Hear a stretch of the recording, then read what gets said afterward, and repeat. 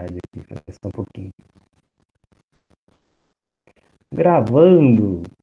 Então, gente, pessoal que... Oi, Maoi! Então, pessoal que não estava presente na aula, ou que está revendo, a gente está falando hoje sobre o fracasso escolar, e sobre esse tema do fracasso escolar, eu fiz algumas perguntas para os colegas, e aí eles deram aqui um vislumbre do que a gente entende quando ouve a palavra fracasso escolar. Então, a gente tem desde aquilo que era para dar certo e não deu certo, mas tinha que ter dado certo, que envolve aparentemente só o escolar, mas que não parece ser muito correto, porque também tem o papel da sociedade, do Estado, da família, um fracasso escolar porque não considerou as individualidades, as subjetividades, um fracasso escolar porque faltou uma estrutura que seja física, que seja financeira, barra econômica, que seja de corpo docente, de quadro de funcionários, e outras coisas mais. E aí eu fiz a pergunta disparadora aqui sobre o que então seria o oposto, porque se existe o fracasso escolar, deve existir, então, pelo menos em termos ideais, o sucesso escolar. E aí alguns colegas comentaram aqui no chat, eu vou ler, e a Cláudia fez uma ótima explanação, vai ficar nos corações de quem ouviu, porque isso foi antes do professor começar a gravar. Então, fica a dica, esteja nas aulas quando elas acontecem, se for possível, evidentemente, porque pode ser que você não tenha uma internet tão boa, e tudo bem, mas se puder, esteja presente. Então, eu vou ler aqui, né? Tarará, cadê? Espera aí que eu tô lá em cima. Tá. A Beatriz falou o seguinte: sucesso seria uma boa aprendizagem, boas qualificações. Então, o sucesso mais focado numa aprendizagem que é boa e boas qualificações. Também enxuto o que a Beatriz falou, mas o que eu posso entender aqui ouvindo, não sei se é isso exatamente, que quando a gente fala de ensino-aprendizagem, a gente está falando do ensino é a parte do processo educacional, seja a metodologia, que está representado na figura do professor, nos processos da própria escola, como a instituição que provê o processo de ensino, que organiza o ensino. Quando a gente fala de aprendizagem, a gente está falando do lugar do aprendiz, daquele que pode aprender. Então, como você fala de sucesso seria uma boa aprendizagem, eu estou escutando, pelo que você escreveu, olhando para os alunos, para os estudantes. Então, se eles conseguirem ter uma aprendizagem que seja considerada boa, e aí a gente tem que pensar, então, o que é uma boa aprendizagem, qual que é o critério qualitativo para dizer que uma aprendizagem é boa ou ela é ruim, e boas qualificações. Aí o Douglas fala, a inclusão sem discriminantes, participação efetiva da população também, qualificação de todos os profissionais, a palavra qualificação de novo aqui, todos os profissionais envolvidos e preparo em lidar com as diversidades. Então, vários critérios aqui para dizer o que seria o sucesso escolar. A Slaene diz, tudo o que falamos em ação, conhecimento, colaboração do Estado, opção para todos, pois é direito, mas nem todos conseguem estar, né? Eu imagino que está pensando aqui na questão da evasão escolar, por exemplo, né? O Douglas jamais está respondendo uma outra coisa que eu tinha falado. A Camila, é bom entender o aluno por inteiro, buscar entender seus problemas e limitações, às vezes apenas uma atenção adequada e simples resolve muita coisa. Preparar os professores para esse caminho, entender, desculpe o erro, kkk. A gente entendeu. Na internet, às vezes acontecem os erros de digitação, normal. Depois a gente fala, né, entender, a gente não pronuncia a letra, né? Isso tem a ver com a língua falada. E aí, então, e também tem o que vocês não ouviram aqui, que a Cláudia disse, que eu vou reproduzir de uma maneira muito mais sintética e menos e menos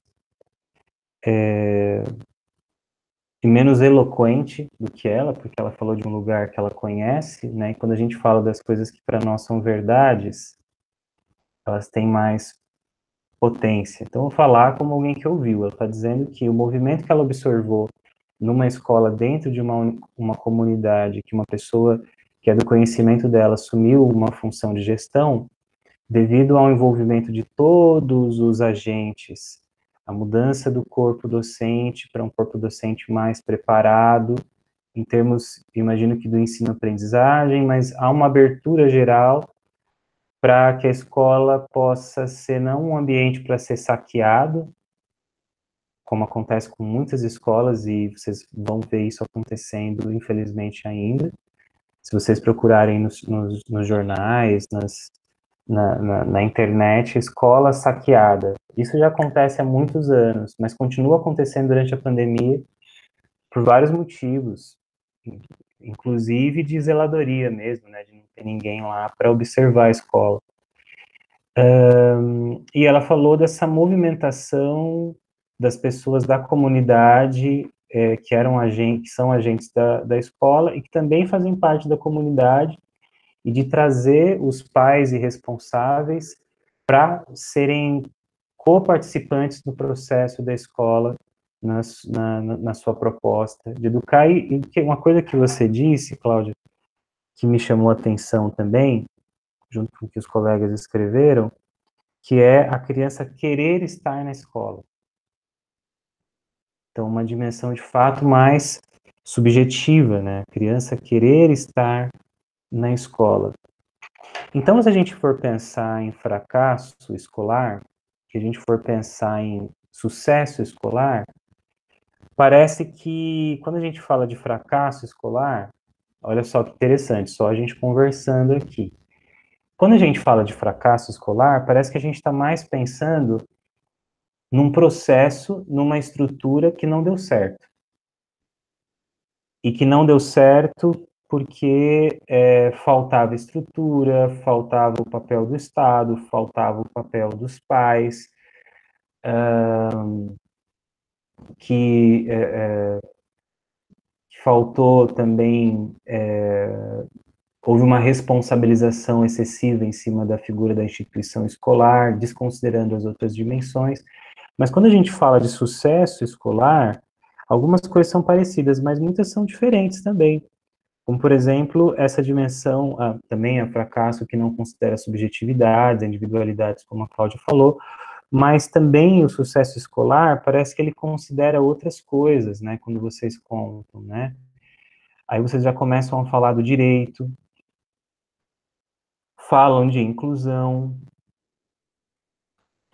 preparo para lidar com as diversidades, uma noção de algo que seria uma boa aprendizagem, qualificação. Lá também na coisa do fracasso escolar, vocês falaram da falta de estrutura. Então, tem coisas que são similares, mas parece que quando a gente fala de sucesso, o que dá para dizer é que fracasso escolar não é alguma coisa simples, pelo que vocês estão dizendo. Se a gente pegar a contribuição de todo mundo e considerar a contribuição de todos, porque cada um está trazendo um olhar a partir de onde observa, fracasso escolar não é simples porque ele envolve, apesar de ser fracasso escolar, ele envolve uma série de dimensões que vocês mesmos disseram.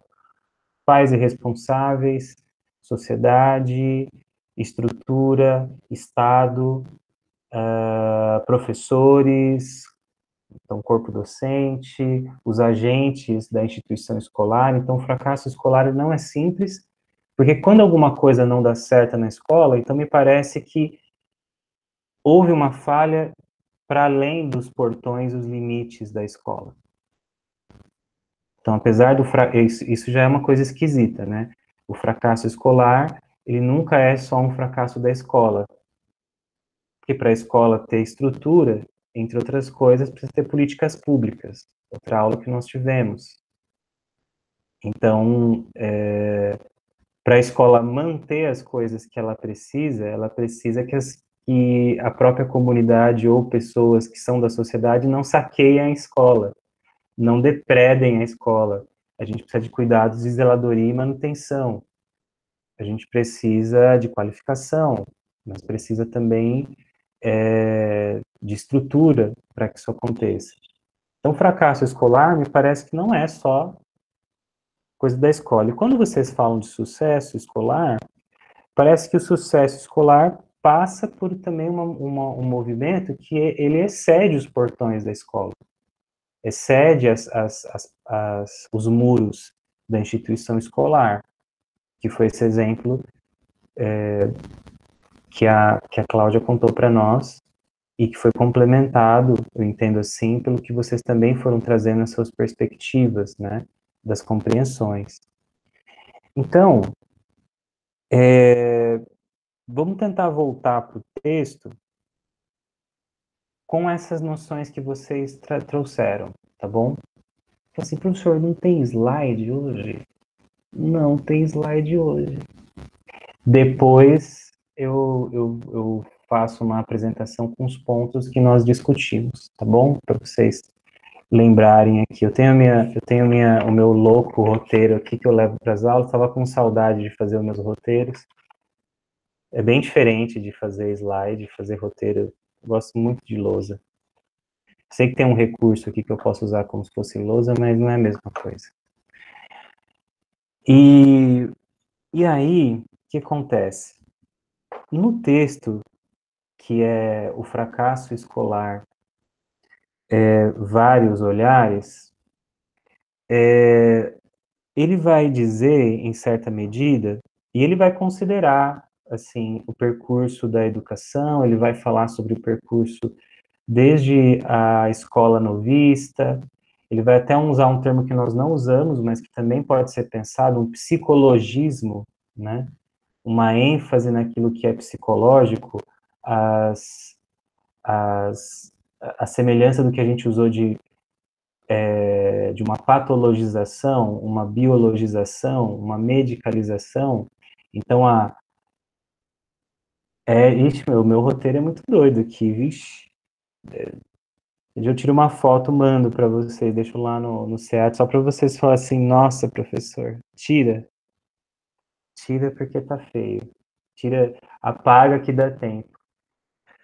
E aí ele vai fazer um percurso falando também desse período da escola novista, né, da pedagogia novista. E eu quero fazer uma leitura com vocês, não de falar mal dos nossos precursores, mas de fazer uma leitura crítica a partir daquilo que foi posto historicamente, porque toda vez que a gente se posiciona e por algum motivo a fala de alguém se transforma hegemônica, ou essa fala se transforma uma forma de instrumentalização, tem alguém ganhando e pode ter alguém perdendo. E pode ser que esse alguém perdendo não perceba que está perdendo. Mas a história mostra como que essas coisas acontecem. Mas eu já chego lá. O lance então, do o que o texto pontua como sucesso escolar? Ele vai falar, né, o texto é um pouquinho mais antigo, né, ele não é de 2019, 2020, mas até porque as questões que eles trazem lá não são questões pandêmicas, são questões antes da pandemia, embora a gente já discutiu até em alguns casos aqui como que a gente pensa esse processo do distanciamento social, né, vários problemas envolvendo a educação que estão acontecendo nesse momento, mas para um contexto pré-pandêmico, o que o texto entende, e a gente tem que fazer essas devidas considerações, mas o que o texto entende como uma possibilidade de sucesso escolar?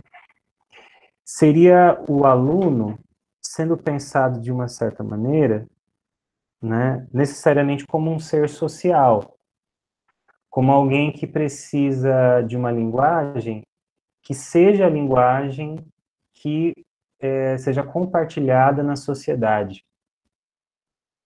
Então, o sucesso, na perspectiva das autoras, são várias, porque é um texto de anais de, de evento, então, geralmente são vários autores.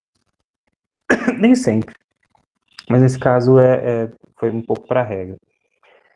E aí, para você ter, então, uma linguagem que permita que esse ser social circule na sociedade, então essa linguagem precisa ser escrita e precisa ser falada.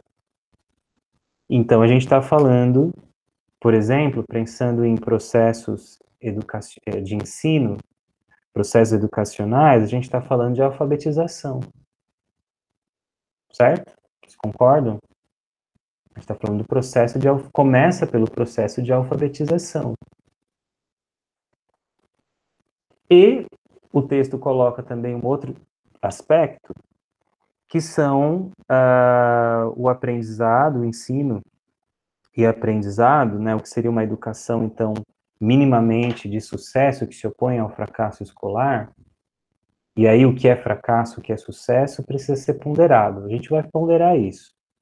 Porque o que é fracasso escolar, o que é sucesso escolar aqui no Brasil, é provável, é possível que não seja a mesma medida do fracasso e do sucesso escolar na Finlândia. Pode ser que o que se considere como fracasso e sucesso escolar no Brasil não seja o mesmo de Angola, que não seja o mesmo de Portugal, que não é o mesmo da Indonésia. Porque, agora, evidentemente, que existem padrões internacionais, e a gente pode recorrer, por exemplo, à Carta dos Direitos Humanos, aos padrões da Organização Mundial, à Organização das Nações Unidas, e os dados que eles levantam sobre várias áreas, sobre a saúde na OMS, mas também dados relacionados à educação.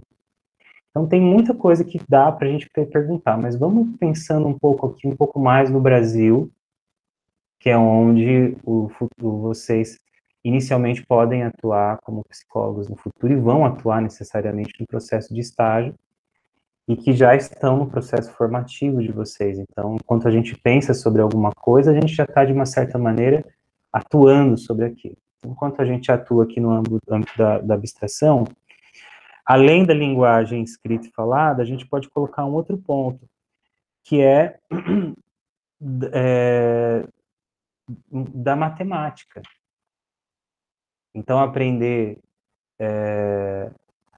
a soma, subtração, multiplicação, divisão,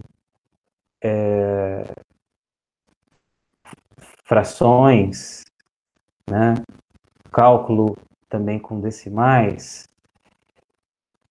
Às vezes esse limite da matemática, ele fica um pouco mais complicado de ser delimitado. E aí, é claro que você tem lá as provas, tem o Saresp, tem o Enem, e você tem uma série tem os dados levantados pelo INEP, tem muitas coisas que são feitas para mensurar quantitativamente, e a gente até viu aqui numa das nossas aulas as 20 metas do Plano Nacional de Educação, o PNE, até 2020, ou seja, que é válido inclusive agora, e claramente não vai ser atingido, pelo menos por conta dos efeitos aí da pandemia e dos desdobramentos que isso tem na educação, né? Vocês sabem que o governo já autorizou e já recomenda que não haja reprovações aí no ensino básico, ensino fundamental, e que haja essa opção de estender o ano letivo à distância para 2021. Então, claramente, você não vai ter as metas atingidas no Plano Nacional de Educação que considerava só até 2020, mas que por uma situação global que atinge do âmbito local, o Brasil como um todo, por exemplo, mas também os municípios e os cidadãos, que vai ser estendida essa medida até 2021. Aí você já tem, já jogaram areia aí no negócio, entendeu? Não é que jogaram, a situação se transformou. Mas, voltando para o lance da matemática, que pode ser mensurada aí com vários critérios. Mas o ponto é que esses conhecimentos, sejam eles da língua escrita falada, desculpe, ou da matemática, que eles possam ser usados em sociedade, que eles possam ser usados na comunicação com esse ser que é um ser social, mesmo que nós não tenhamos uma visão crítica. Então, a ideia é que a pessoa que passa por um processo de uma educação básica, por exemplo, essa criança, ou mesmo pensando os adultos, né, no EJA, né, no ensino para jovens e adultos, então a gente pode pensar esse processo, a língua escrita, a língua falada, né, falada e escrita pelos falantes, pela sociedade na qual está inserida esse aluno, esse estudante, e também a matemática. Então, primeiro ponto, no texto, da minha perspectiva, e pode parecer que para vocês também, a régua é muito baixa, né? É ou não é? A régua é muito baixa, porque você tem uma expectativa muito pequena, né? De que a língua escrita e falada é matemática. Só que se a gente olha, vamos começar a fazer uma leitura do texto, porque o que eu entendo aqui, aí não é uma crítica pesada, é só uma observação. Voltando aqui. Depois a gente pode falar dos trabalhos, mas depois, lá pro final, a gente fala dos trabalhos. Eu hoje fiz questão de dar um feedback para vocês de todos os trabalhos, e pode ser que alguém fale assim, professor, não gostei, não foi legal. Mas eu tentei ser bastante criterioso com os critérios que foram estabelecidos, porque a gente está falando de um processo de formação de vocês. Então, é importante que vocês saibam, olha, aqui faltou, mas estava tudo lá, eu pedi uma coisa e o critério estava posto. E aqui faltou. E para que serve isso? Tem mais um bimestre, mais um bitrimestre pela frente. Independente do processo de nota, vocês vão ter a formação de vocês, que é o mais importante. No final, fala assim, você é um psicólogo escolar, mas quanto que você tirou lá na sua graduação na prova, no primeiro bimestre? Então você não é um bom psicólogo escolar. Isso não existe. Mas a avaliação, ela acaba sendo uma evidência, mas que não é uma evidência de uma verdade absoluta. É uma evidência que ela vai apontar para como que vocês absorveram aquelas perguntas. Mas a avaliação por si só, e essa é uma crítica que se faz aos vestibulares, uma avaliação só não pode ser definidora de quem vocês são.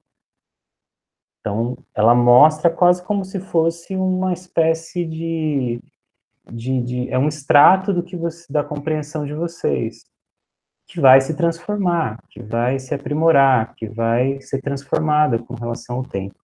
E aí, falando dessas transformações, vamos pensar em dois critérios aqui, porque isso eu queria falar para vocês.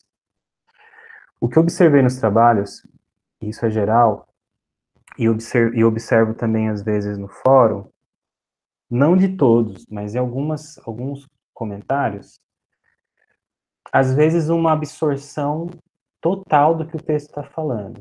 Então o professor colocou lá o texto fracasso escolar, vários olhares. Aí eu vou lá e absorvo tudo que está escrito no texto.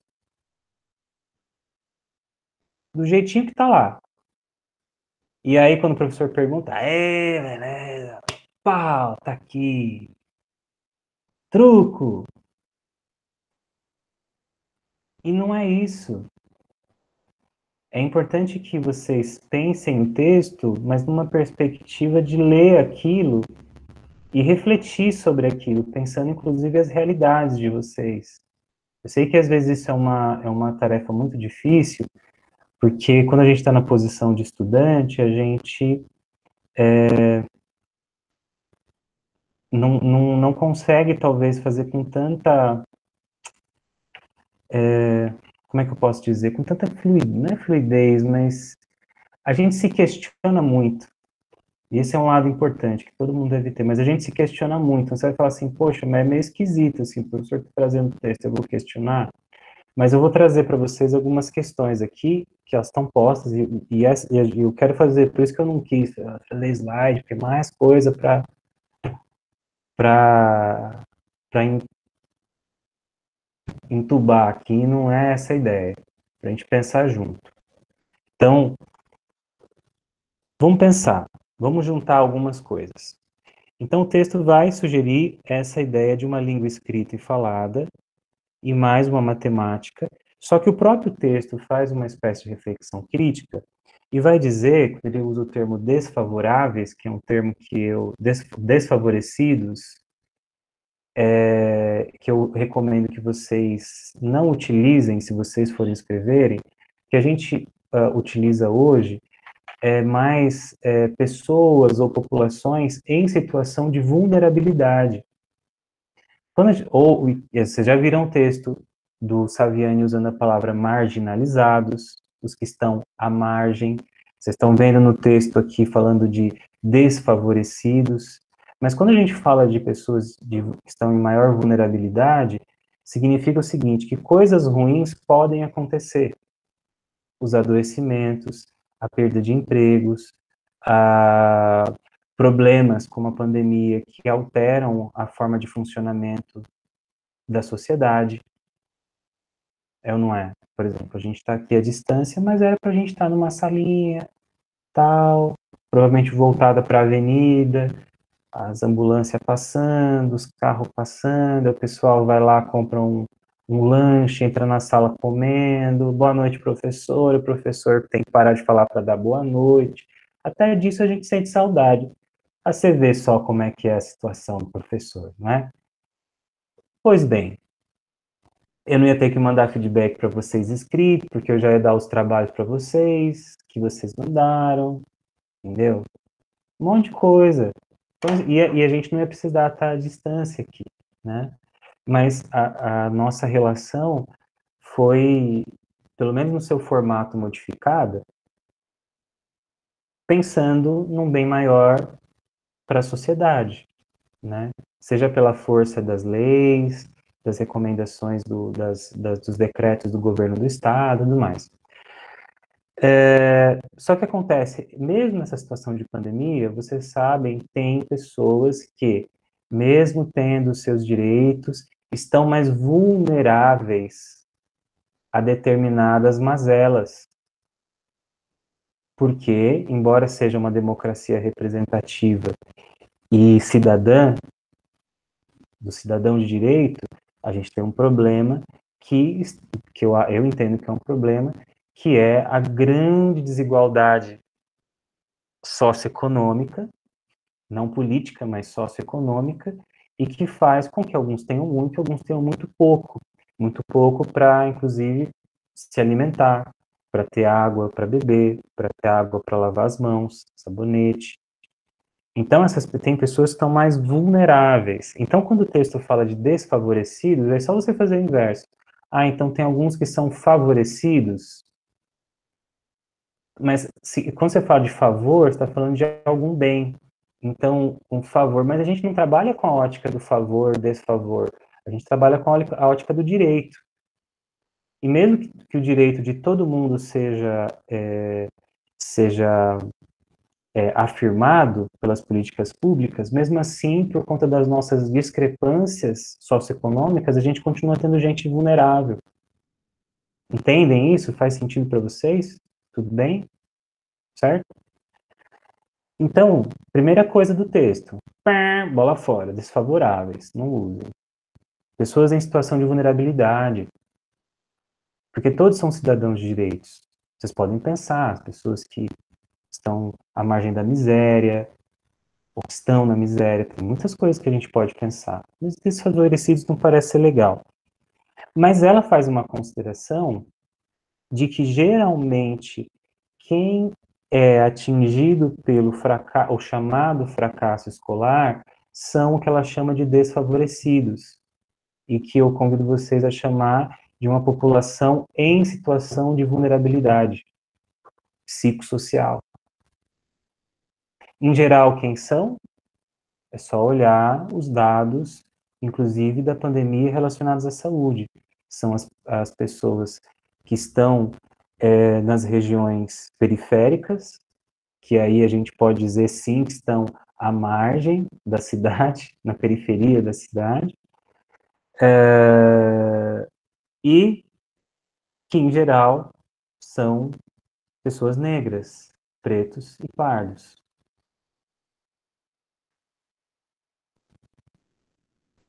Então,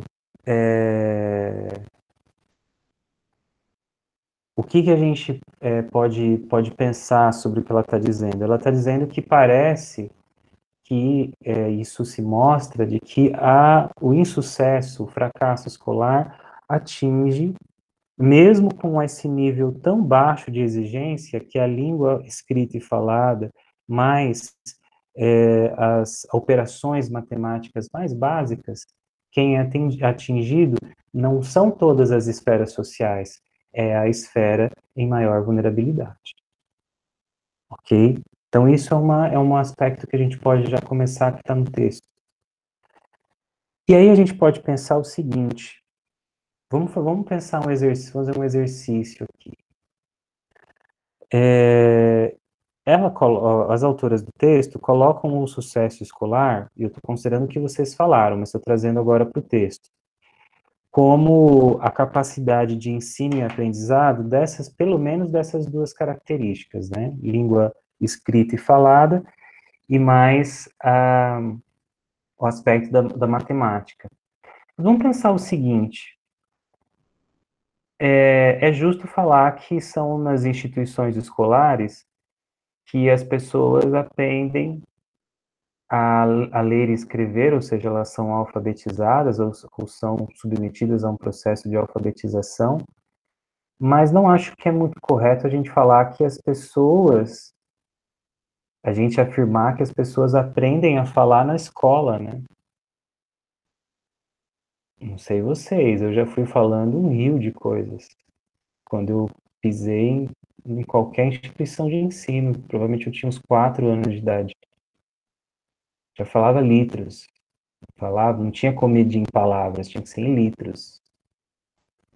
Ou sei lá, em jardas. Não era pouco que eu falava.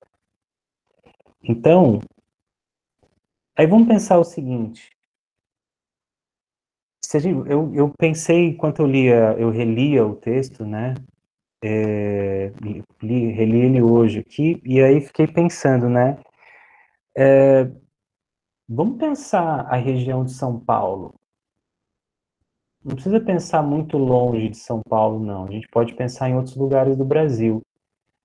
Podemos pensar, mas vamos pensar dentro de São Paulo, que é onde está localizada a nossa universidade e onde eu acredito que muitos de nós temos domicílio. Olha só, o jeito de falar das pessoas em todas as regiões de São Paulo é igual? É bem diferente em alguns momentos. Vamos considerar isso, sem pensar em situação de vulnerabilidade, só pensando em questão de falar. Os falantes falam de jeitos diferentes. Só que aí eu proponho um ensino que, em certa medida, ele não considera não só as subjetividades e as individualidades, mas não considera as regionalidades. E aí o falante chega na instituição escolar e ele vai ser submetido a um processo de alfabetização da língua escrita e da língua, de uma pretensa língua falada, que é tida como uma língua formal, e que a princípio não há nada de errado nisso, mas que não é a língua falada por ele onde ele é, onde é a sua região.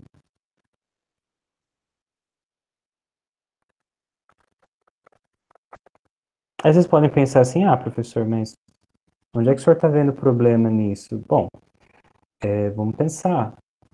Se eu tenho uma região na qual o ensino da escrita é mais próximo da língua falada para aquela região, então, consequentemente, está mais próxima a escrita da fala, porque as pessoas já chegam falantes na escola. E quando eu tenho talvez uma região onde a escrita ela está muito distante da língua falada,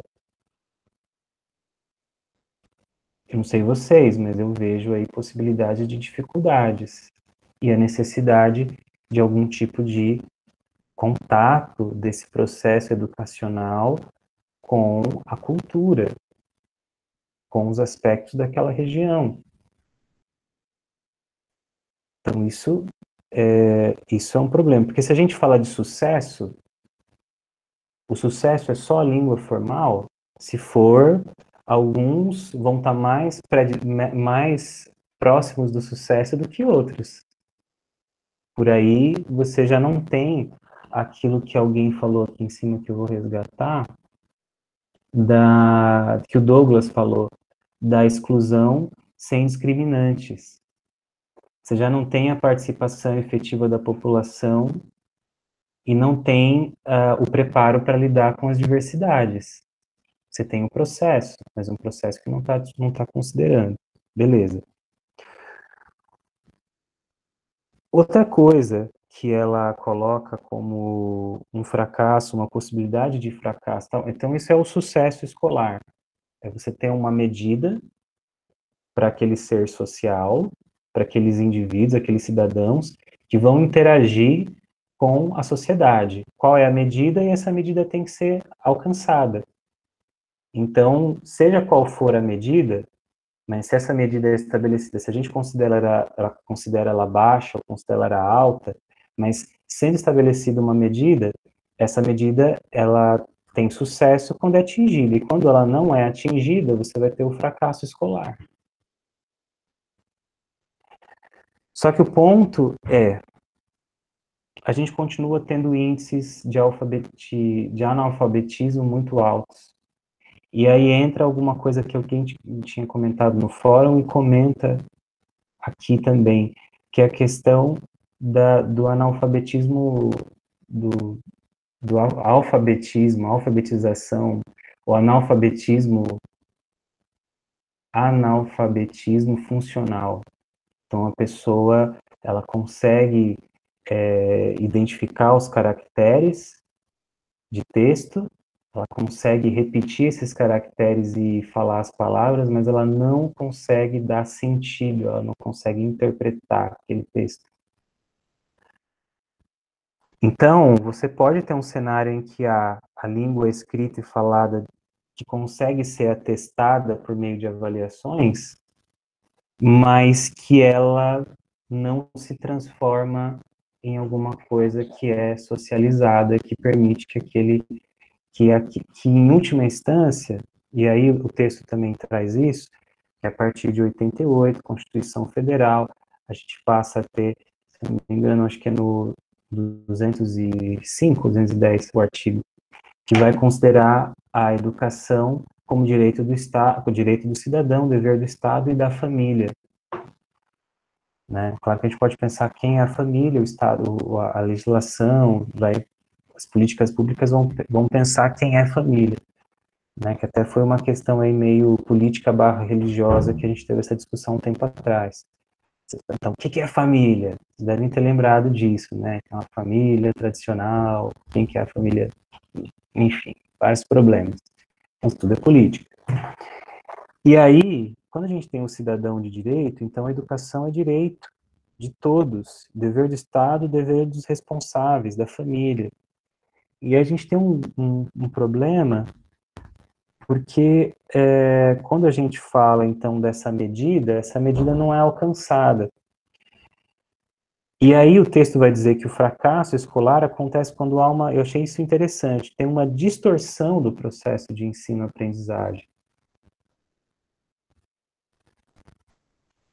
Quando a gente fala de uma distorção, a gente está falando de alguma coisa que tinha um, um determinado direcionamento e que foi torcido, sofreu uma torção, ele mudou a sua forma. E aí, gente, fica a pergunta para a gente aqui,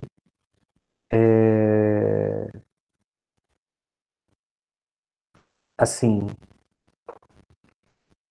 legal, a gente está falando aqui de fracasso, de sucesso, estamos tentando delimitar, estamos relembrando o texto e tudo mais, mas assim, medidas objetivas, que podem ser várias, as mais simples são essas de língua escrita, domínio da escrita, da língua escrita e falada, e de operações matemáticas, mas pensando que o cidadão brasileiro é um cidadão de direito, ele tem direito à educação, a pergunta que eu queria fazer para a gente pensar, e eu vou ler aqui, enquanto vocês pensam, eu vou ler aqui as observações que vocês foram fazendo, é o que se espera socialmente, por exemplo, de alguém que está, né, nossa universidade está aqui baseada em São Paulo. Pode ser que alguém, por ocasião, busque esse vídeo aqui e encontre a gente discutindo, mas pensando na nossa região aqui, o que é exigido socialmente de um cidadão localizado em São Paulo? A pergunta não é muito simples, mas pode parecer óbvio, mas o que é exigido das pessoas? O que ela precisa saber? O que que se espera socialmente? Para a gente, então, falar do que seria um sucesso escolar voltado para as pessoas. Se a gente puder chegar a uma resposta coletiva. Enquanto vocês vão pensando aí, pensem aí, deixa eu ver o que o pessoal aqui colocou. Tarará. Peraí. Professor, você pode repetir a pergunta de novo, por favor? A pergunta de 1 milhão de bananas é o seguinte: o que vocês entendem, Islaine e colegas, o que é exigido socialmente de um cidadão localizado na cidade de São Paulo? Claro que vocês podem abranger isso para o Brasil, né? Mas pensando a nossa realidade, o que é exigido? O que se espera de um cidadão de São Paulo? Eu sei que essa pergunta pode dar uma bugada, né? Pã, tela azul. Mas pensem aí, podem pensar através de vocês mesmo. A pergunta não é tipo a pergunta de fórum, só que online. Aqui. O que que se espera? Talvez vocês possam tentar responder o que não se espera dele, né? O que não se espera dele, mas o que se esperaria dele? Enquanto eu vou lendo. Ok, pode responder no fórum? Não, não, não, foi só uma piada que eu fiz. É uma pergunta de No fórum, fórum não. No... no chat. Pode escrever no chat, mas não é para responder no fórum, não, gente. É para a gente conversar agora. Mas pode colocar no chat, quem quiser. Deixa eu ver aqui. Não, é que eu falei errado mesmo, mas é no chat. Eu entendi, de boas, Lene.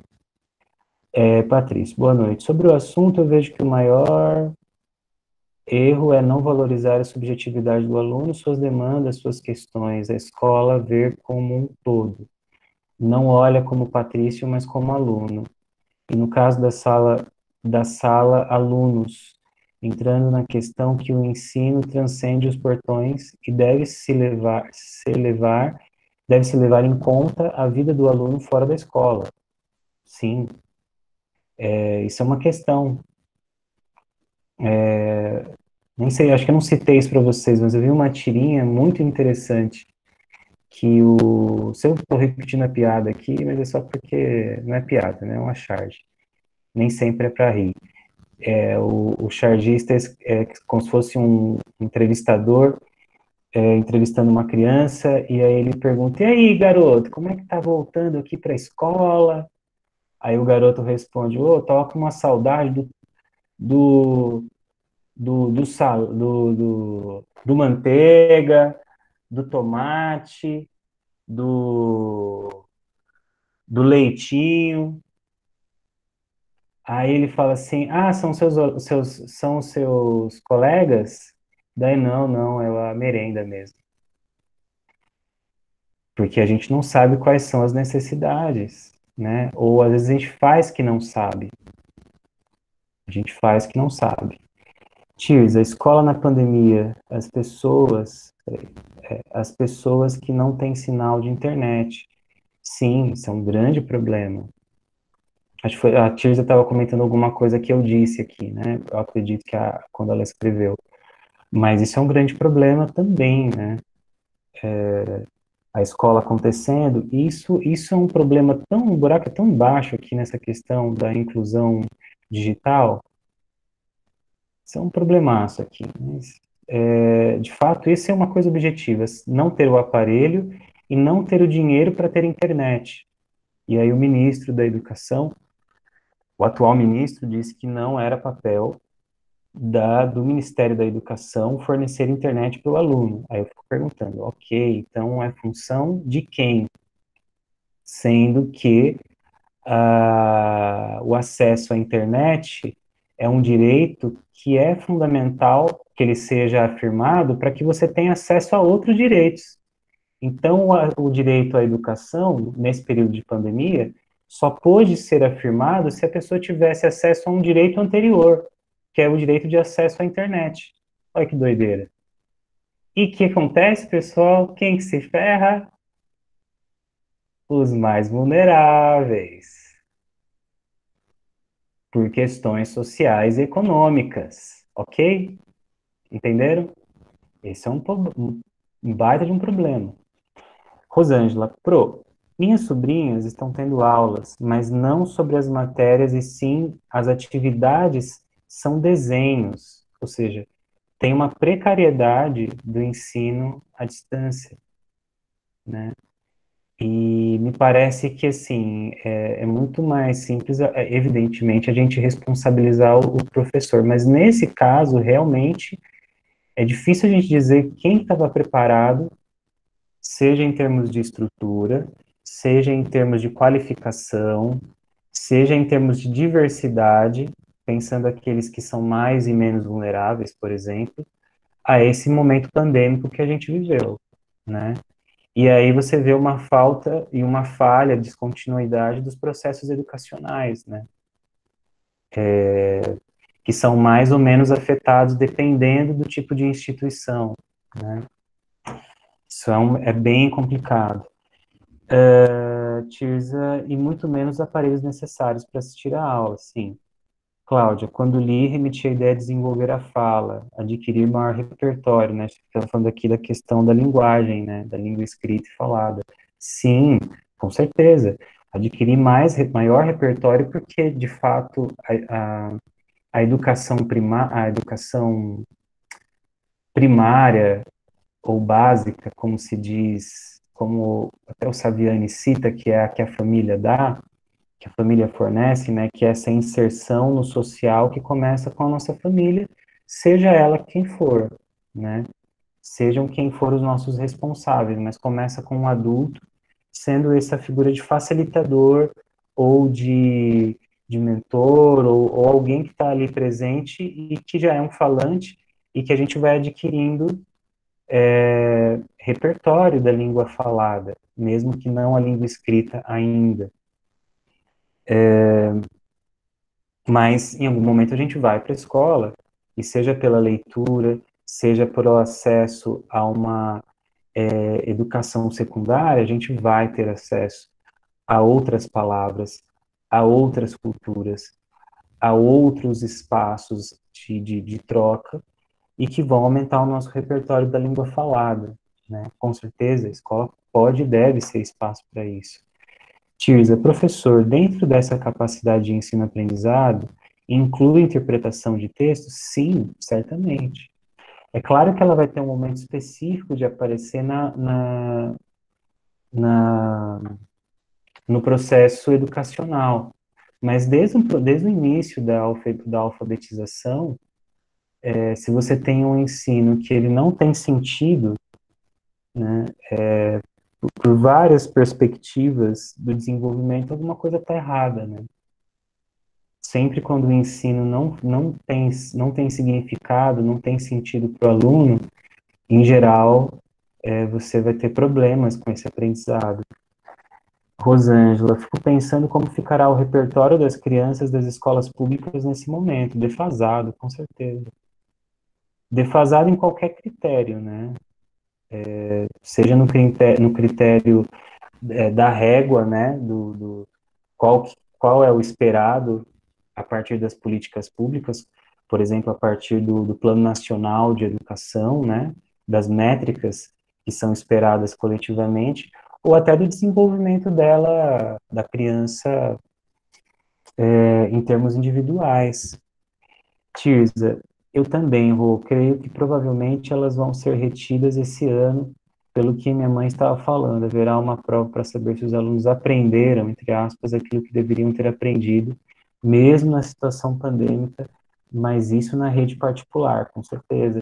E na rede pública, a gente já tem uma série de critérios que tem a, a promoção, a aprovação automática, então a gente não tem mais os níveis de retenção na escola como se tinha antes, mas também para você não ter os níveis de retenção, sem trabalhar os processos educacionais, mas para que as escolas tenham um maior fluxo, né, de entrada e saída, mas que não seja por evasão, então você tem essas formas de aprovação automática, pelo menos no estado de São Paulo funciona assim, desde o governo Covas.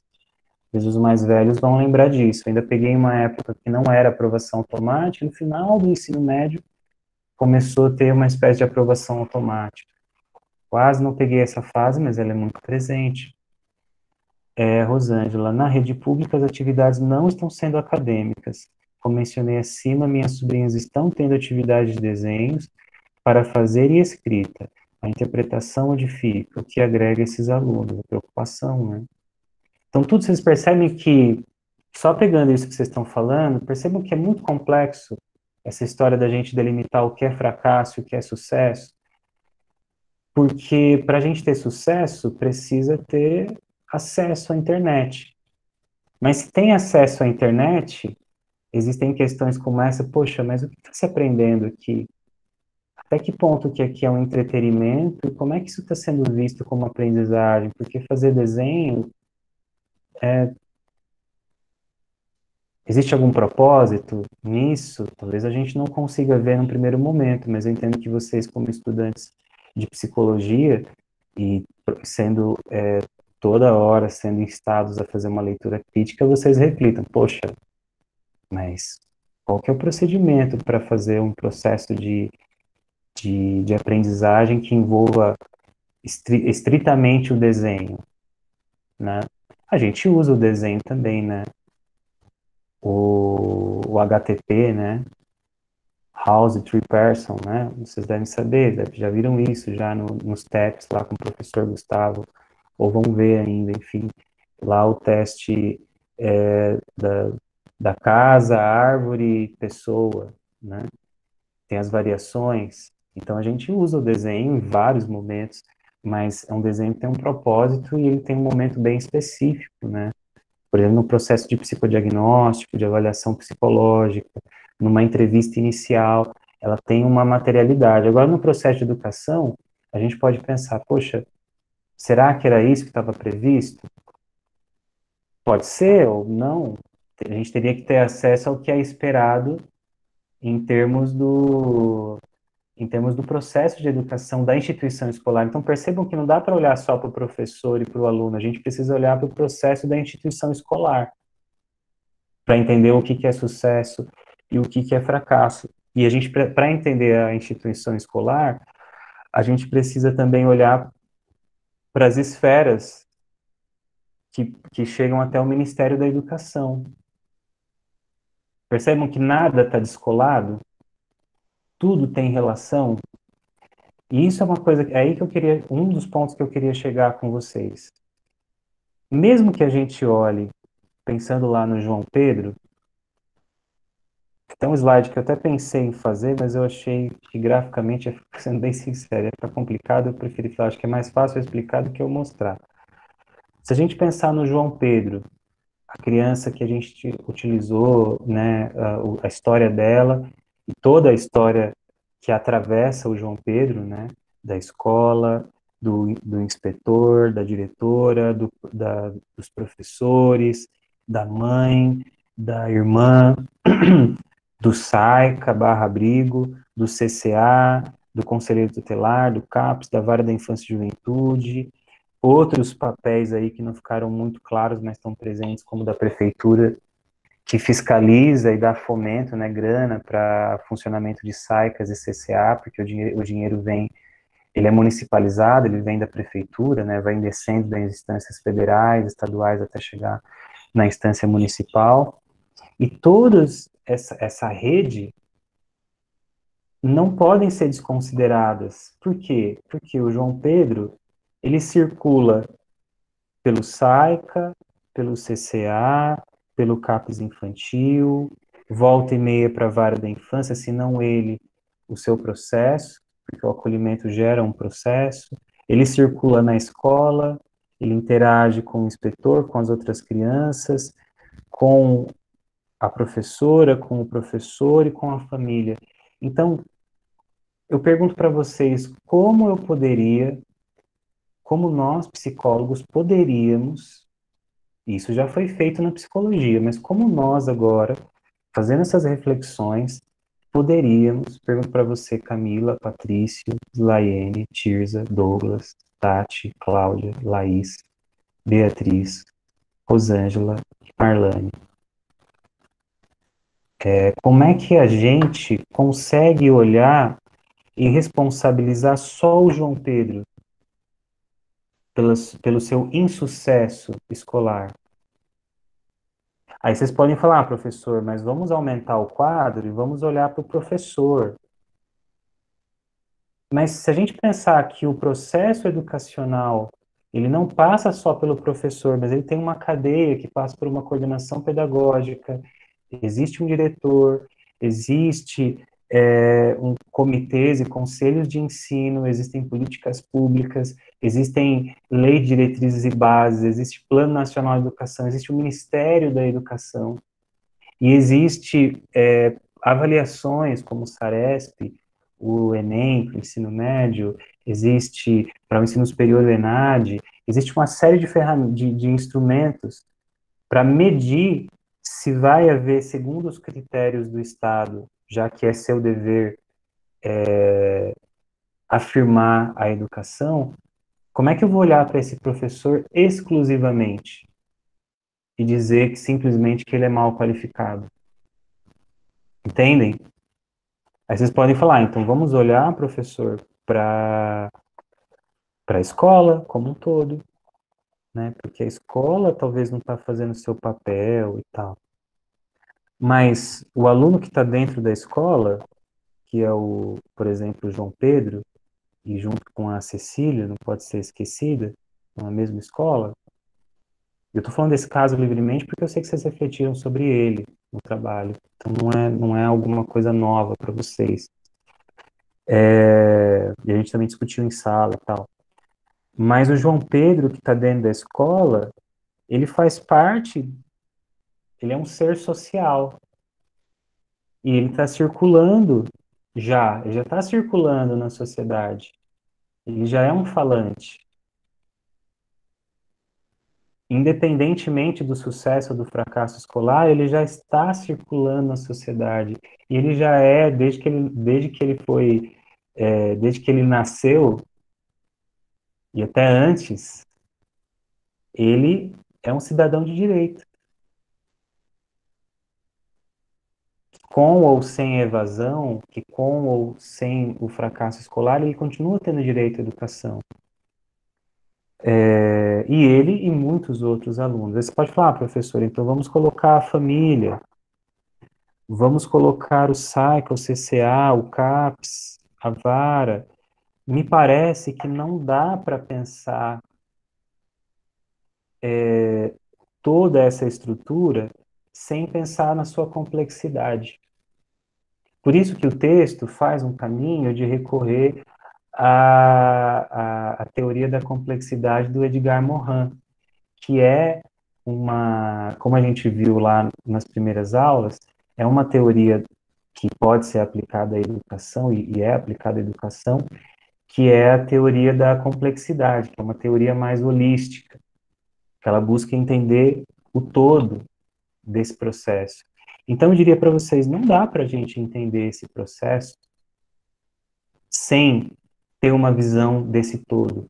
E é por isso que a gente chega no dia 22 de outubro, tendo mais tempo percorrido do que tempo a percorrer na disciplina, tendo ficado tanto tempo pensando nessas coisas.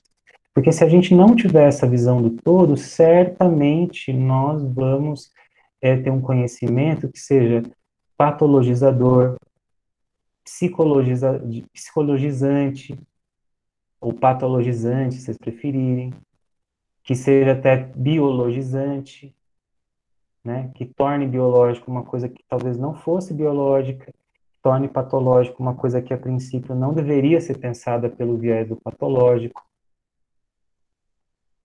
Porque mesmo que nós, como psicólogas e psicólogos, venhamos, e a gente vai, a partir das próximas aulas, começar a pensar a questão da queixa escolar, se a gente pensar a queixa escolar stricto sensu, a queixa escolar pela queixa escolar, infelizmente, pela nossa formação, e não é de vocês, é dos nossos antepassados, a gente necessariamente vai pensar no olhar clínico.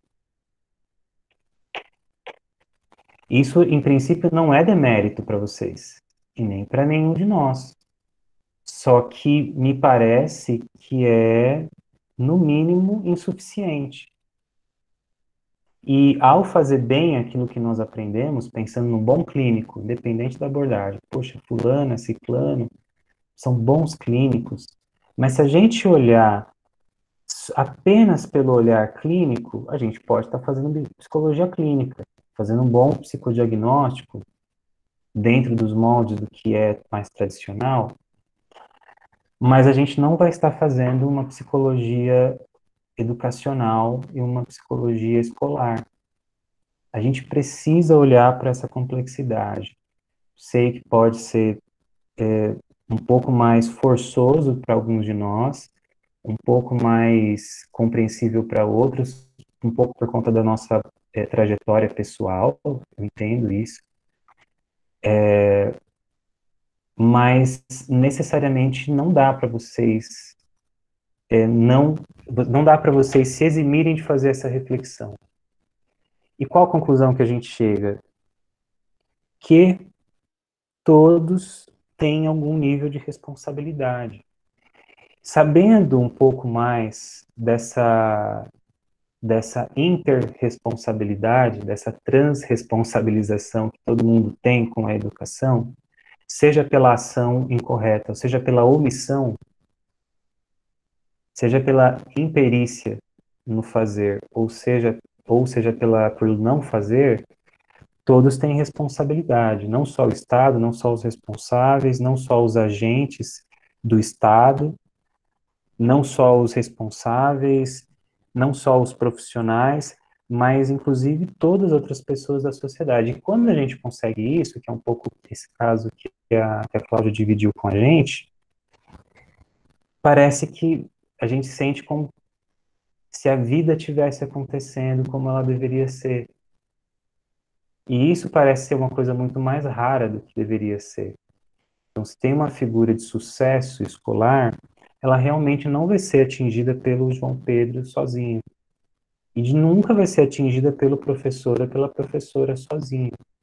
Então, se o psicólogo ele se põe a atuar nesse ambiente, podem querer instrumentalizar vocês. Ai, nossa, eu tava precisando tanto de psicólogo aqui, as pessoas precisam falar, tem gente que precisa ser atendida, nossa, né? Tem uns alunos que estão capetados, nossa, é a coisa do capiroto mesmo, precisa ver e ajudar e tal. Mas assim, a gente vai ser assediado pelas demandas do espectro do psicólogo clínico, do que se espera do psicólogo clínico. Mas não é esse olhar que se espera necessariamente de vocês, pensando toda a trajetória da psicologia da educação escolar e pensando esse cenário complexo. Se a gente está pensando em alguma espécie de sucesso que passe pelos processos de ensino-aprendizado, esses processos também passam por uma coisa que é o aluno real, que é um sujeito. Então, às vezes, a gente trabalha com a ideia de um paciente ideal. Não é que é o paciente melhor de todos, mas é o paciente da nossa cabeça. Não, porque quando o paciente fizer assim, a intervenção é tal. O paciente que estiver com esses sintomas, ele pode ser assim. Então a gente fica falando muito de um ser humano, de um sujeito ideal, que a gente vai construindo abstrações. Mas quando a gente encontra com o ser humano encarnado, que tem nome, quando a gente encontra, até o João Pedro, ele é meio encarnado, meio abstrato para vocês. Mas quando vocês encontram lá um João Pedro encarnado na frente de vocês, então a gente precisa olhar para esse aluno real, como ele se mostra para a gente. E que é atravessado por toda uma história e tudo tem um porquê, para bem e para mal. Então não dá para a gente olhar só para o João Pedro sem olhar para tudo que acontece ao redor do João Pedro, mesmo que a gente esteja olhando para a queixa escolar que envolve o João Pedro, entende? Qual a queixa escolar? Ah, o João Pedro não entra em sala de aula. O João Pedro tem comportamentos agressivos. O João Pedro tem dificuldades de alfabetização. O João Pedro não consegue aprender as operações matemáticas. Mas percebem que se a gente olha para essas coisas e a gente tenta ajudar especificamente nesses pontos, percebe que em algum momento a gente fica míope e perde a noção do que está ao redor de João Pedro? Então, antes da gente olhar para as questões que podem sim ser patológicas, que podem sim ser psicológicas, é importante que a gente olhe para o entorno, para a gente não correr o risco de estar olhando para uma miragem, para aquilo que a gente gostaria de ver, ou aquilo que o contexto nos leva a ver. Então, olhar para o real é muito mais desgastante, mas é necessário para a gente fazer esse, esse percurso. Então, o que eu diria para vocês, assim, o que que a gente faz diante se a gente pensar num fracasso escolar, o que que a gente faz com isso? Como é que a gente lida com isso?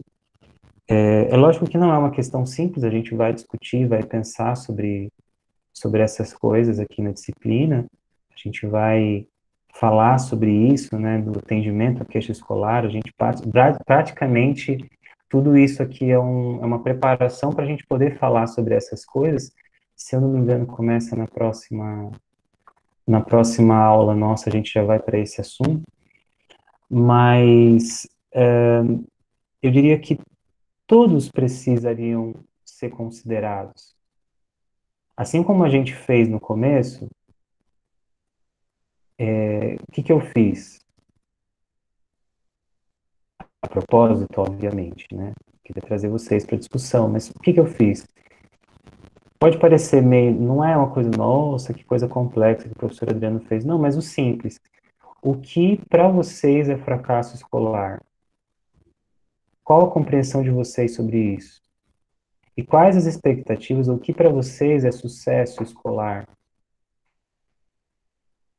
E se a gente pensasse a partir do olhar do professor, do aluno, dos responsáveis, isso demanda mais trabalho.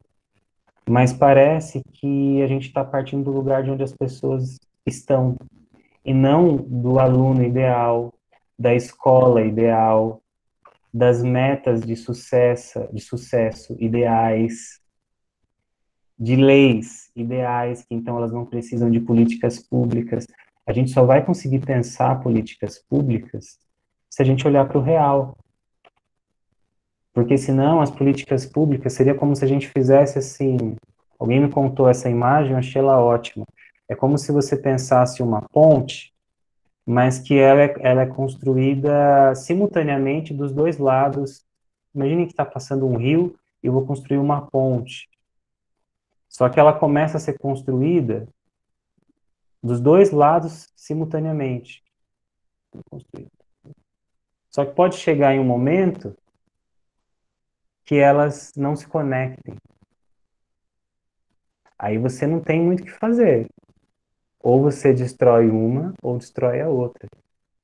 Quando você cria uma tecnologia do Estado, ou até numa escola particular, mas se você cria uma tecnologia, eu estou dizendo tecnologia, eu não estou pensando em computador, em celular, em TICs, né, tecnologias da informação e comunicação. Estou pensando em tecnologia, qualquer forma do Estado de dar conta do direito do cidadão.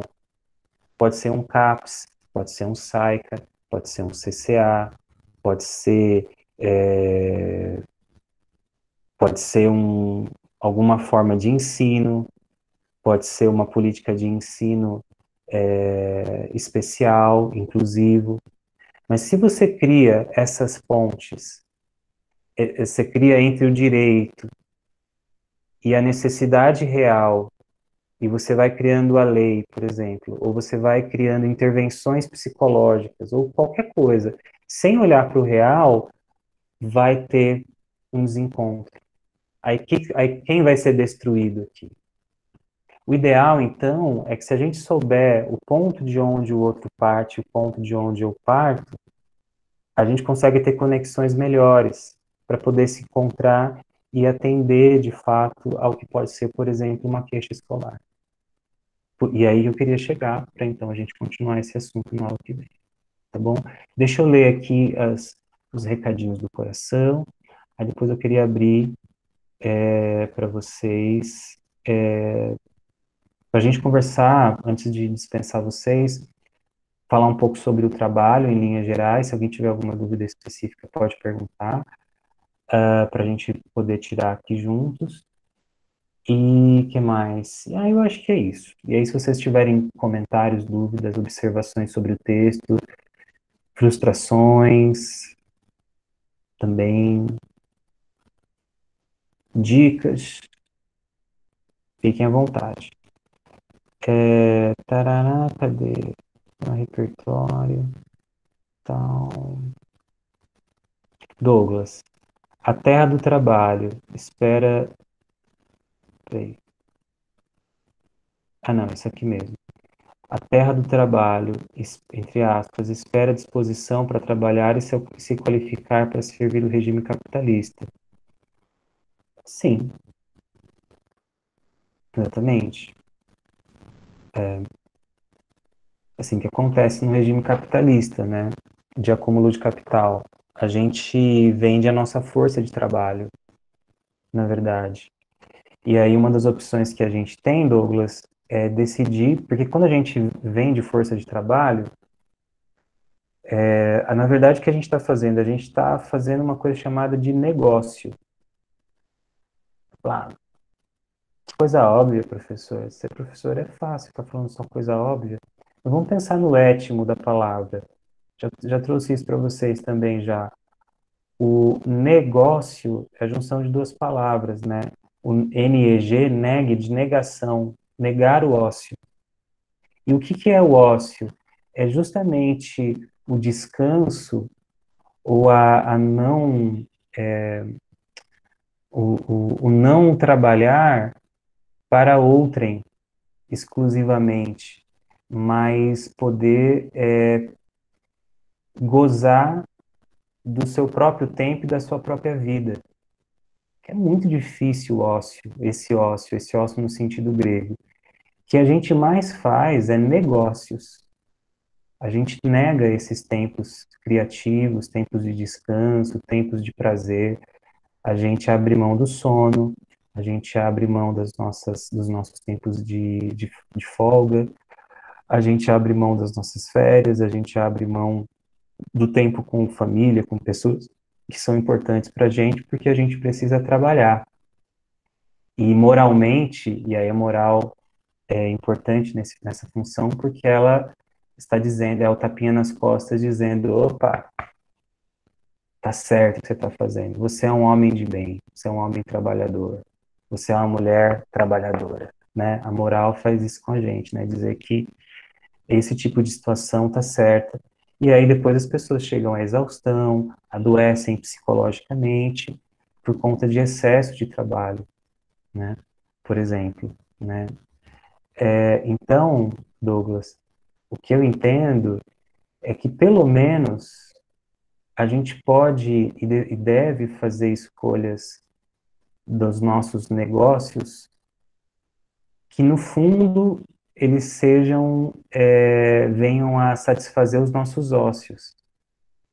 Então, por exemplo, por isso que eu entendo que a escolha que vocês fazem, isso eu já falei para vocês em outra disciplina, é super importante. Entre todas as escolhas que vocês poderiam fazer, vocês escolheram fazer psicologia, minimamente isso tem que ser muito significativo para vocês, a ponto de vocês negarem outros tempos de outras escolhas e fazerem justamente essa. Então, uma reflexão que eu faço e nunca passou um milésimo de arrependimento, e pelo contrário, sinto muito feliz com a minha vocação. Mas entendo que é uma construção, e como professor também. Então, por exemplo, eu estou aqui no meu negócio, mas eu não me sinto no negócio, entende? E eu sei dos efeitos sociais que um professor pode causar, e sim, como psicólogas também. Então, a escolha pelo tipo de negócio é importante também, já que a gente está nesse jogo capitalista. Patrícia, uma pessoa desenvolvida intelectualmente, bem-sucedida financeiramente e uma família estável e padronizada, né? Talvez essa é a receita do que se espera socialmente, né? É um pouco a resposta do Douglas e também do Patrício, né? Em São Paulo, capital, né? Acho que essa é a resposta que vocês estão dando. Slaiene, penso que é esperado inteligência, qualificação, um trabalho digno, estudo. Tem que estudar, tem que fazer uma faculdade para ser, aspas, alguém na vida, um casamento, filhos, independência, algumas coisas que eu pensei. Risos. Cláudia, poxa, a população do estado de São Paulo é maior do que a população da Austrália. Ou lugarzinho grande para ter pouca gente, né? Da última vez que vi sobre o assunto, uma variedade de culturas impressionante, tanto nacionais, estados, como internacionais. Penso que o esperado para o estado descrito como o do trabalho é que haja mecanismos de respeito a essa diversidade. Interessante que na resposta de vocês, todos vocês estão trazendo a palavra trabalho, né? Se fosse fazer uma nuvem de palavras aqui, a palavra trabalho, né?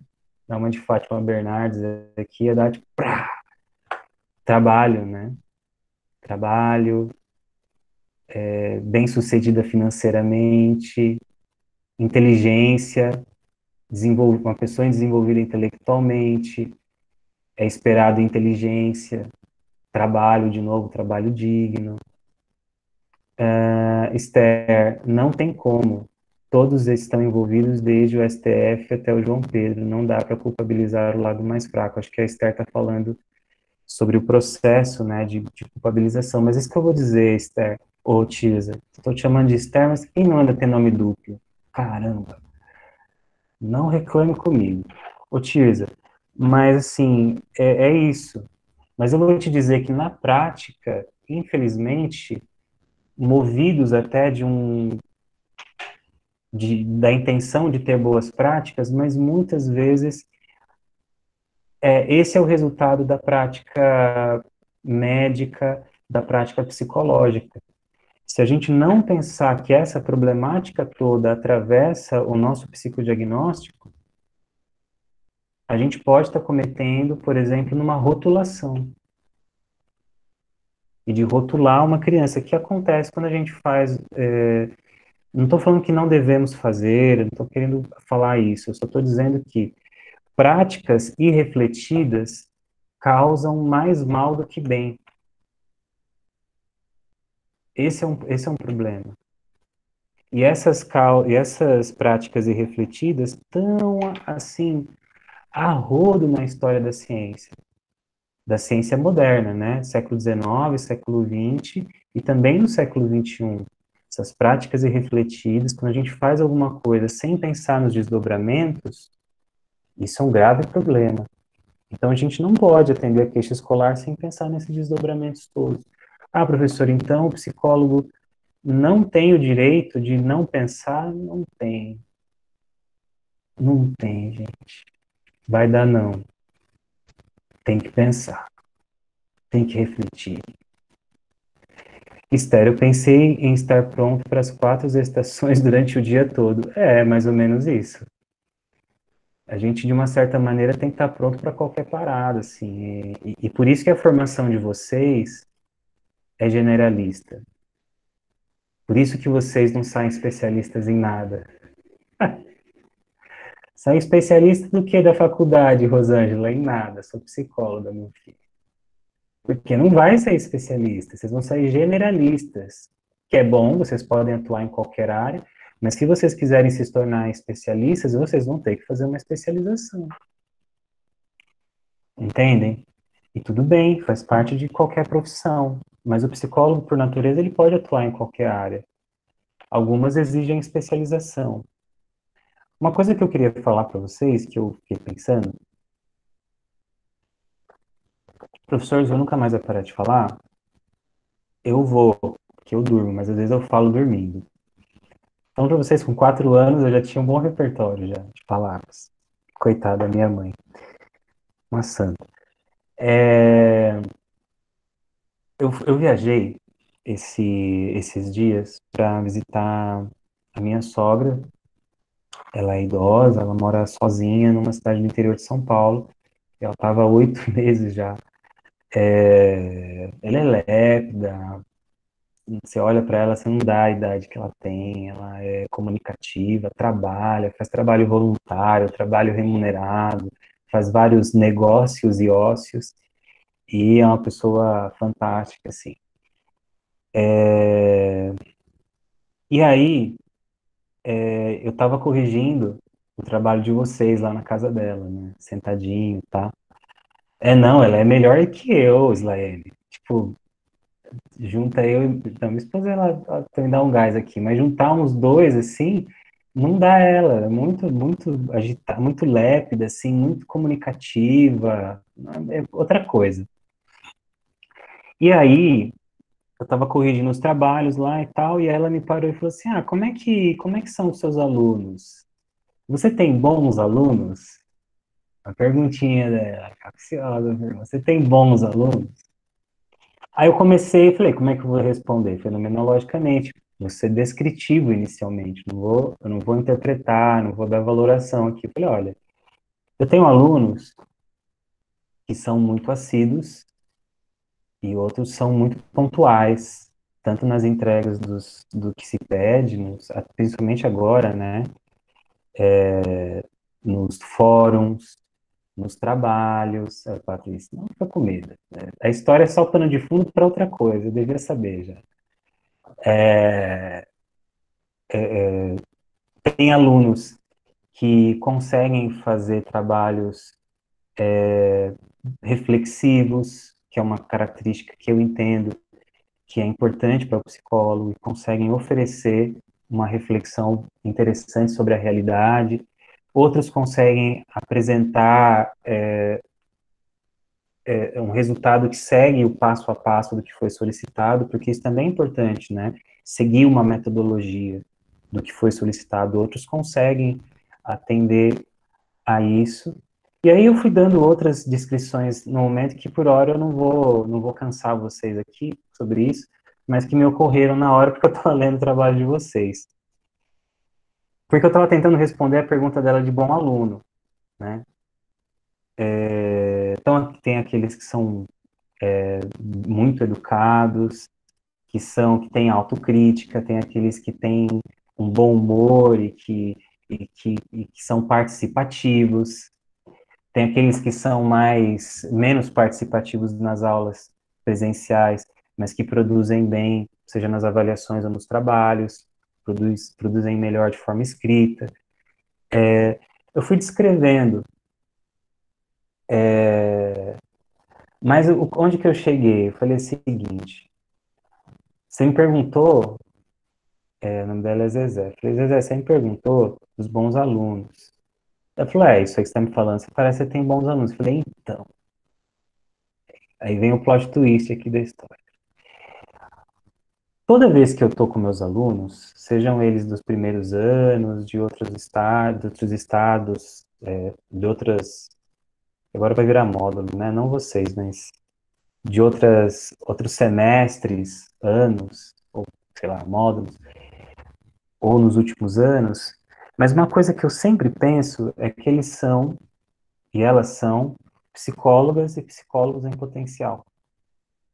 Então eu penso que em algum momento, e eu espero que isso aconteça, que eu não sei direito dizer quando isso vai acontecer, que haja a transição do aluno para o profissional. E essa transição nem sempre ela é óbvia ou muito clara. Que essa transição da postura de alunos, vou fazer o que estão me pedindo, vou seguir aqui, o que o professor está pedindo, esse é o texto, tal, isso é importante.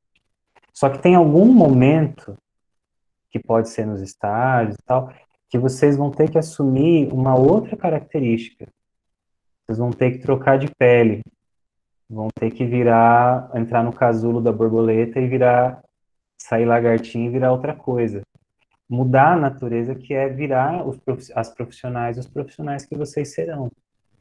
Em geral, o professor consegue observar isso, vocês não vão saber exatamente quando isso acontece, porque eu entendo que na maioria das vezes é gradual. Aí eu falei para ela, o que eu espero, você perguntou para mim o que é um bom aluno, mas o que eu espero do meu aluno é que ele consiga fazer essa gradação. Então, assim, eu tenho bons alunos? Tenho esses alunos. Alguém pode dizer que eles são bons. Mas o que eu espero de vocês mesmo é que vocês consigam fazer essa mudança, esse processo. E aí foi o que eu contei para ela. Às vezes, quando eu estou no estágio, o que eu observo? Que tem aquele aluno que na trajetória dele, não tô falando que é nenhum de vocês não, tá? Mas tem alunos que eu observo que que ele foi assim aos trancos e barrancos, seja por questões comportamentais, seja por não ter nenhuma dessas características que eu falei que eu observo em vocês, mas quando chega no estágio, parece que leva um choque de realidade,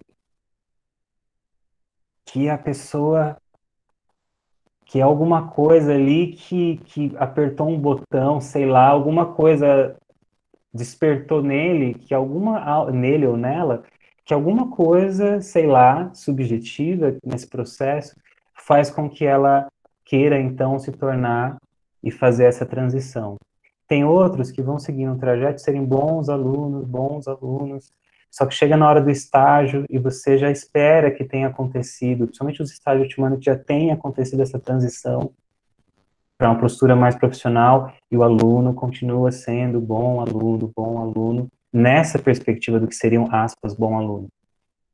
E já não dá mais, porque você está mais próximo de terminar a graduação do que do começo do processo. Entende? Aí que vocês estão falando, professor, por que você está contando isso para gente? Porque eu também sou professor, e a gente também está num processo de ensino-aprendizagem, entendem? A gente não está livre desse processo. E se eu penso como professor, eu também estou pensando nessa estrutura toda muito louca aqui da Olivia. Essa estrutura muito doida que eu desenhei aqui para conversar com vocês, que eu também tenho que estudar, preparar a aula e tudo mais. A minha expectativa última é que vocês sejam esse ser social, mas vocês já são esse ser social que se comunicam pela escrita, pela fala, tem conhecimentos matemáticos, espero, né, para vocês poderem contar o troco da padaria, que vocês já estão inseridos. Mas o que se espera de um ser social que é psicóloga e que é psicólogo? E no nosso caso, mais especificamente, que é um ser psicóloga e psicólogo na instituição escolar e educacional. Então, em algum momento, eu espero que vocês consigam fazer internamente, externamente, aí eu não vou ficar dizendo qual que é a direção, porque também é muito transcendental, né? Mas que vocês consigam fazer essa ponte entre o ser aluno e o ser profissional. E isso é um processo muito individual, que é que eu tendo a observar, mas que vocês precisam, diferente das crianças e adolescentes nas escolas, vocês, muito mais do que eles, precisam se corresponsabilizar por esse processo. No final das contas, a Cláudia é que vai ter os direitos e os deveres de ser uma psicóloga, quando de fato ela o for. A mesma coisa a Tati, a mesma coisa a Laís, a mesma coisa o Patrício, Douglas. Será que o Douglas está aí? A Tirza, a Camila, a Slaene, a Tati, acho que eu falei, a Marlane, a Rosângela, e todos os outros. Então, uma coisa que eu sempre... Douglas. Só checando, Douglas, desculpa, tá, querido? Você foi hoje o meu meio de aferição de presença na aula online. Então, essa é a minha reflexão que eu faço, eu penso nisso o tempo todo, quando é até obsessiva. Mas é muito bom ver o processo de crescimento de vocês, e eu tenho ficado muito feliz especificamente com a turma de vocês, do quinto e do sexto. Tá bom? Não devo nada a vocês, estou falando o que eu quero. Sobre o trabalho, vocês ficaram com alguma dúvida, alguma coisa que vocês queiram perguntar? O que eu observei de critérios, sim, para ficar claro, são os critérios. Deixa eu abrir um trabalho aqui.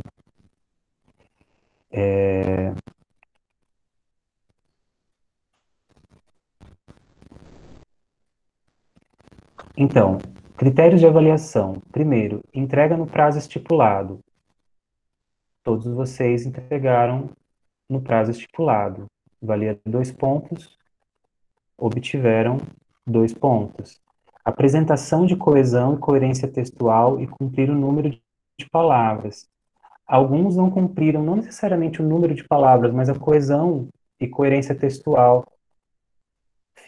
Alguns textos eu senti dificuldade de ler, seja por erros de ortografia, sei lá, por digitou muito rápido, não teve um cuidado em corrigir, ou mesmo porque a ideia não ficou muito clara, e aí carece de muita interpretação, e o texto científico ele precisa ser mais objetivo. Mas, em geral, vocês, em geral, tiveram um bom aproveitamento. Capacidade de reflexão teórica e crítica.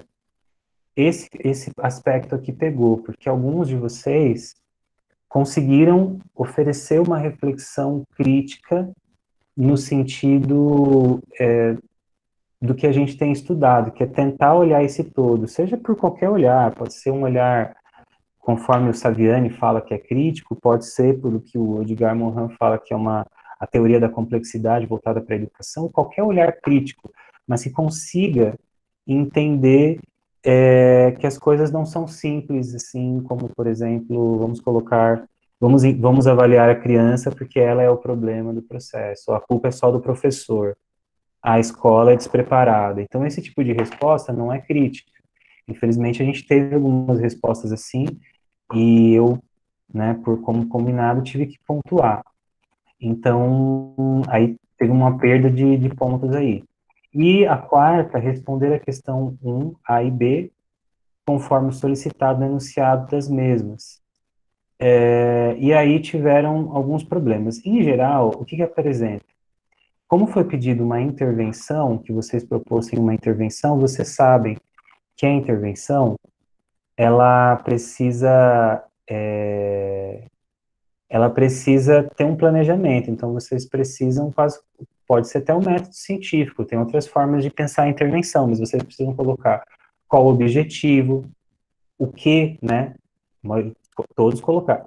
A maioria colocou lá, olha, por exemplo, alguns colocaram inclusão, outros colocaram os problemas de agressividade das crianças, etc, etc, etc. Não importava o que vocês iam colocar, mas alguns colocaram isso, e aí falaram assim, precisa fazer isso, precisa, para cuidar disso, precisa fazer tal coisa. Como se fosse mágico. Tem que fazer roda de conversa para acolher a agressividade das crianças. Tá, mas o que que vocês vão observar nessa roda de conversa? Como vai ser dirigida essa roda de conversa? Como vocês vão avaliar os resultados da roda de conversa? Entendem? O que que vocês objetivam com essa roda de conversa?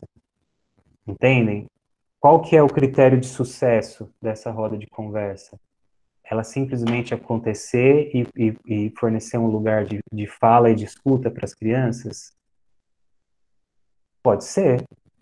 E como é que vocês vão observar isso? Vocês vão observar se essas crianças diminuem os níveis de agressividade? Como é que vocês vão atuar junto com os professores e com a direção? Porque não dá para vocês atuarem só com as crianças, porque senão vocês estão responsabilizando só as crianças, entendem? Como é que vocês vão fazer uma devolutiva para ajudar os professores a lidar com essa agressividade? Vocês vão chamar os pais dessas crianças? Porque será que essas crianças não estão reproduzindo a agressividade dentro dos seus lares? Ou será que essas agressividades têm outros motivos? Não, então, entendem?